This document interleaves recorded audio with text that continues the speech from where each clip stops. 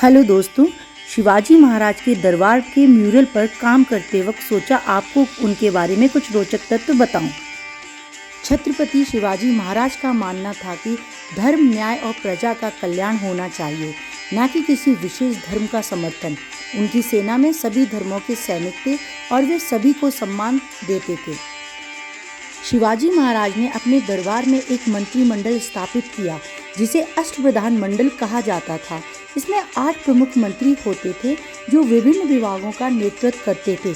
पेशवा प्रधानमंत्री, अमात्य वित्त मंत्री, मंत्री संवाद मंत्री, सचिव राज्य सचिव, सुमंत विदेश मामलों के मंत्री, सेनापति सैन्य प्रमुख, सचिव नायक सुरक्षा प्रमुख, पंडित राव धार्मिक प्रमुख। यह मंडल न केवल शासन को सुचारू रूप से चलाने में सहायक था, बल्कि महत्वपूर्ण निर्णय लेने में भी महाराज की मदद करता था।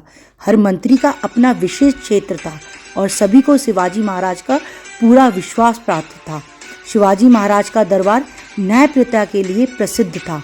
वे खुद को प्रजा का सेवक मानते थे और सभी को साथ सम्मान व्यवहार करते थे। उनके दरबार में अमीर और गरीब दोनों को न्याय मिलता था। एक प्रसिद्ध कहानी है जिसमें शिवाजी महाराज ने एक अमीर व्यक्ति को गरीब किसान की जमीन पर कब्जा करने के लिए कड़ी सजा दी थी। शिवाजी महाराज ने अपने दरबार में विद्वानों, कवियों और कलाकारों को महत्वपूर्ण स्थान दिया था। उन्होंने मराठी भाषा और साहित्य को बढ़ावा दिया और अपने शासनकाल में कई साहित्यिक कृतियों का निर्माण करवाया। वे खुद भी एक अच्छे वक्ता थे और उनकी बातें प्रेरणा का स्रोत होती थीं। शिवाजी महाराज का दरबार एक ऐसी जगह थी जहां साहस, योग्यता और न्याय को सर्वोपरि माना जाता था।